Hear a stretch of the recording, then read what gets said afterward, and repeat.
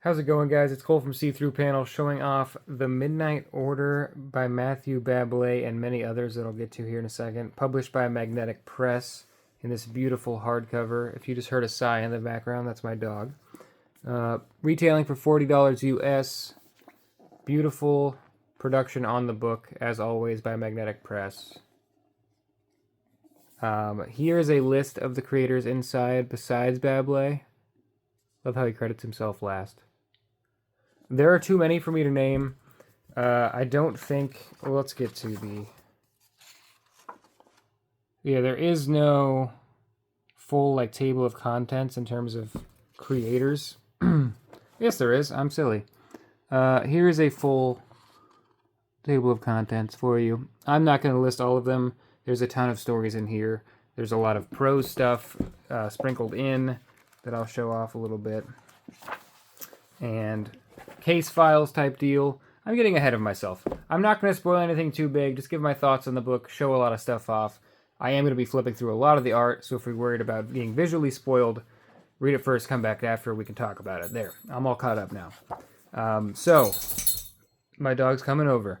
First things first, this book is gorgeous. I love all of Bablet's work. I wanted to absolutely adore this book. I thought it looked beautiful. I thought the variety of art was super interesting.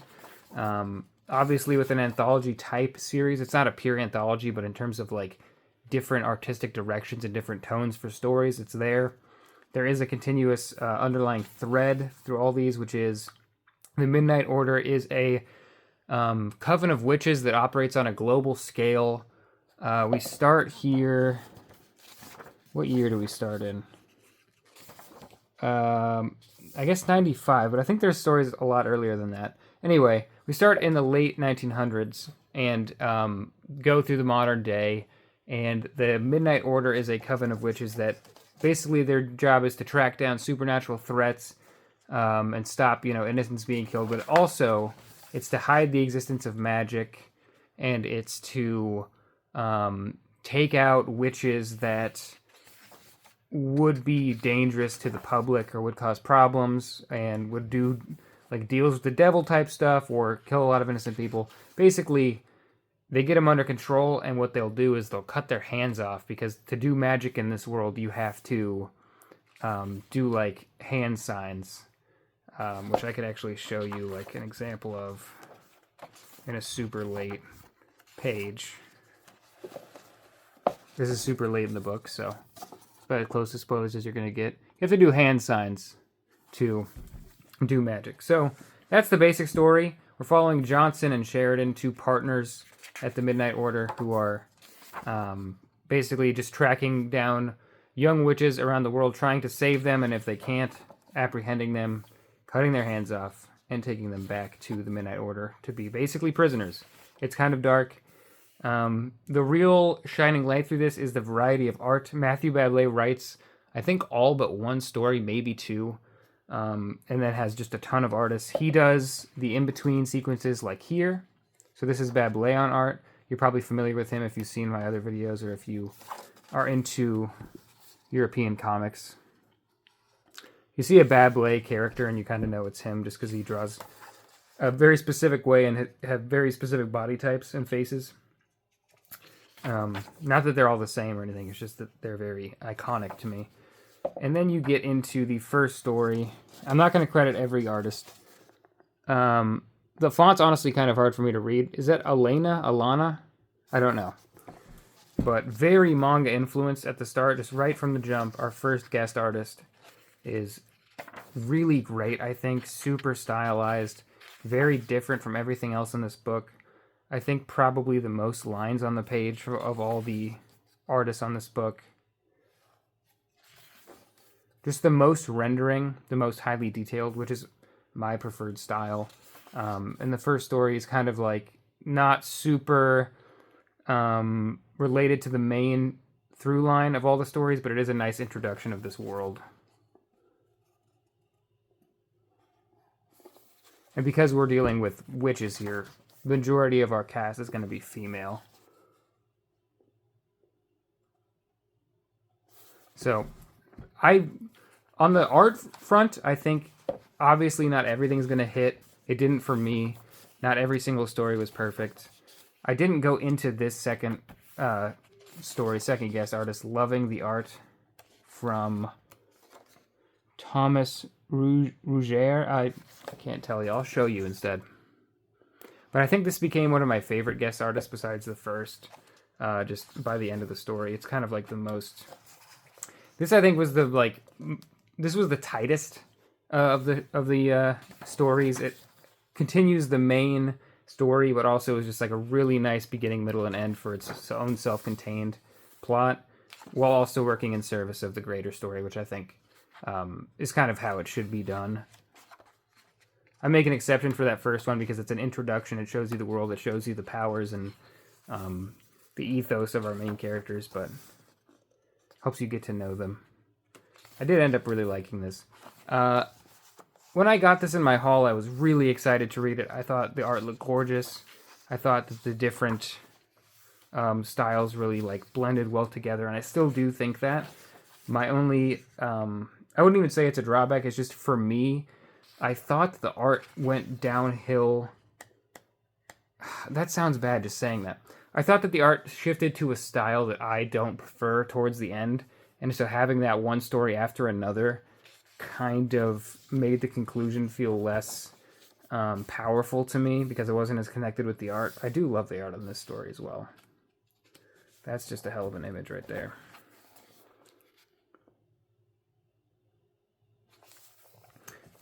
Yeah, I can't say the art's bad because it's all very subjective, obviously. But I do think that it was a bit of a letdown, the choice of artist for the end. I think it would have been nice to have a more, a less loose, kind of tighter, more like the first story. You'll see when I get there. I'll explain when I get there. This artist here, which I think is Daphne, I can't say that last name. This I thought was gorgeous. Very slice of life, very raw and emotional, clean. I wish I had like a artist to compare this to.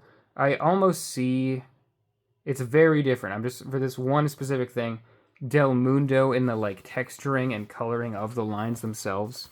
Like this hair texture is very Mike Del Mundo to me. I wish I could compare. I'm sure there's an actual like non-contemporary example of like a classic artist who works that way, but I can't think of it. Like the way the light plays here is what really reminds me of Del Mundo. Del Mundo? I don't know. But as we get closer to the end, we get some prose pieces. A lot of them are real world like history. This one actually is an in continuity story. And then I don't want to get too much case files on like the different entities. This one happens to be a big one, which makes it really expanding the world building. I think is smart, and we get to see some character growth over the course of like 30 years almost, for maybe like 25 years for our two main characters. So here's one of our either second to last or third to last artists. And I think it's pretty good. I think it's still a little rough for me. I can't speak. It doesn't work for me as much. I just physically can't speak ill of artists. It hurts me to do that. This one I really like. This one's like a really trippy story of them tracking this creature, and stuff just starts getting weird. It reminds me of like a no sleep Reddit short story where things get really trippy. It's really, really tight, focused, confusing, and just odd. Like the horror is in the oddity and the strangeness and the confusion. And our characters get super lost. They're seeing things. Random things are happening on the page that are just... Let me see if I can find you one. Like here, how come we have nothing to eat, but I'm not hungry or thirsty? Nothing to eat, look at the fire. And there's just a feast, and then they're eating. And then the next page, they ride in on horses. Horses there. Quick, get back on your horse. What horse? And they're not on horses anymore. And they don't understand why. And then things just get weirder. And then eventually, like, every panel is different. Like, they have some changing outfits, and the trees are turning to like lollipop trees. This bird has birds coming out of it. This is a like possum with a man's face. It's crazy. I thought the art style worked very well for this kind of story, and I enjoyed it thoroughly. Then we get to the final story, and let me credit the artist, Quentin Rigaud. I couldn't tell you. I'm sorry.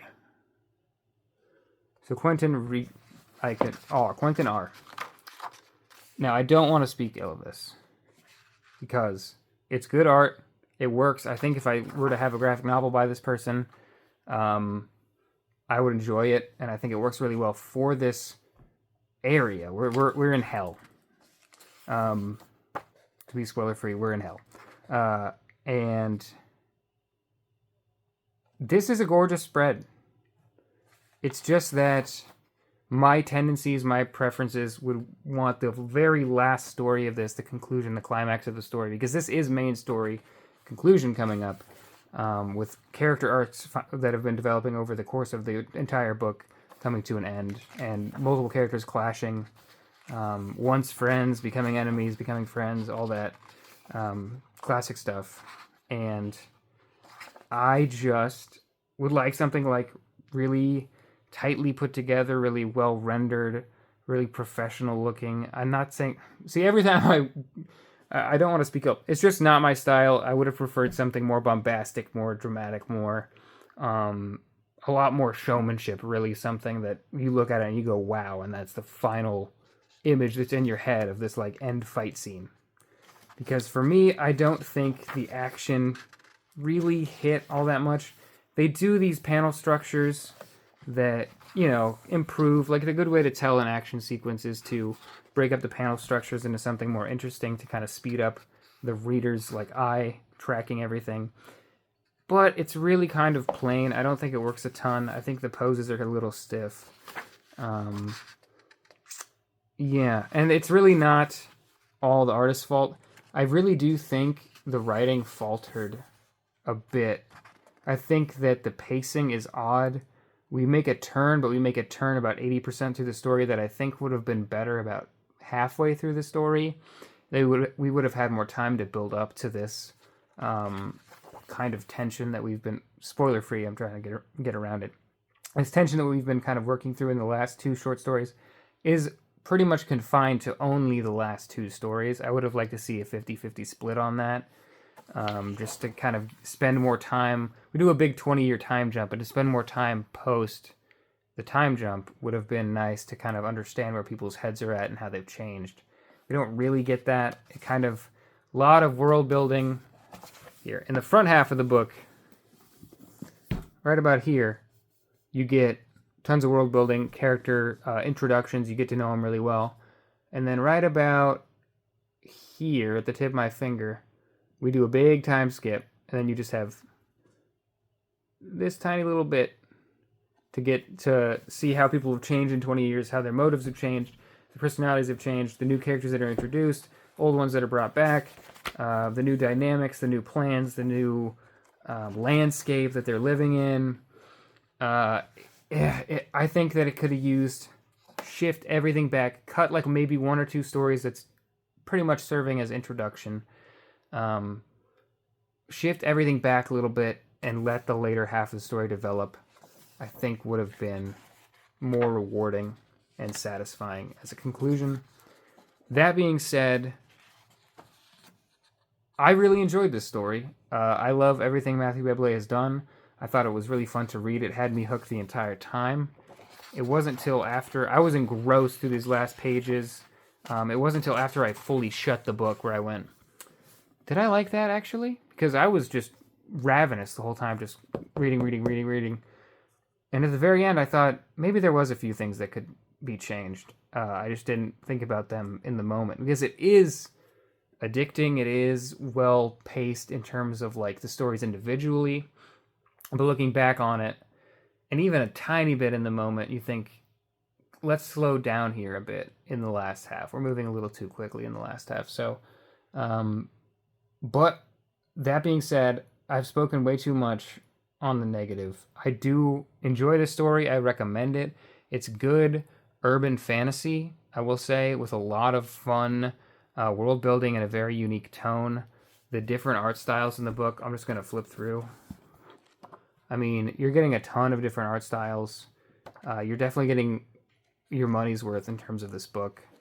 I think just the build quality of the story itself, the variety, and the introducing new artists to readers. Like, I don't know any of these people besides Bablet. I really enjoyed seeing their work and like doing some research onto what else they've done. That's really nice. So I always am glad to have a book where I can pick it up and say, what's my preferred art style for today that I want to read? And I flip through it and I go, something like that. And I can just kind of like narrow down tons of different art styles. I can just pick, what my preference is for that moment. So having a book like this where you're getting every single bit of the spectrum of art is really nice. Visually, it is a treat. I felt like I was kind of being negative on this final artist. It's a good story. It's well done. The palette's amazing. I think the coloring's done super well. It's just a few things that also come down to the writing. So it's not, fully one way here or there. It's just a me thing. So I ended up giving I don't know why I've been doing this more lately. I always keep track of art and story. I rate them every book I do on my own little spreadsheet. And I've been telling you guys more often than I usually do, because it's not really something I care about to do on this show. But sometimes when I speak ill of something, I want to, convince you that I actually do like it. I gave this an 8 for art out of 10 and a 7.5 for story out of 10. And I'm struggling with that because I wanted it to be a 9 and an 8.5 until the very end. I think if I would have closed the book about 75% through, and if that would have been the ending, I would have probably given it like a point higher in each category. But yeah, that's neither here nor there. So if you've read this, let me know what you think. Please don't be dissuaded from reading it just because of what I said. I think it is still an awesome book, and it's definitely worth your time. It's just, every book has its hiccups here and there. And this one, I just happened to catch them because they're outside of my wheelhouse. So that, you notice things more when it's not. When I'm looking at Mobius art, there could be a million things wrong with it. But it's Mobius art, so I don't even notice. But when it's something that's not really to my taste, those things kind of point themselves out. So let me know what you guys thought. I really would like someone to convince me this is great because I want to love it so badly. I like it a lot. I just want to love it. So convince me it's awesome. Thank you guys for watching. Peace.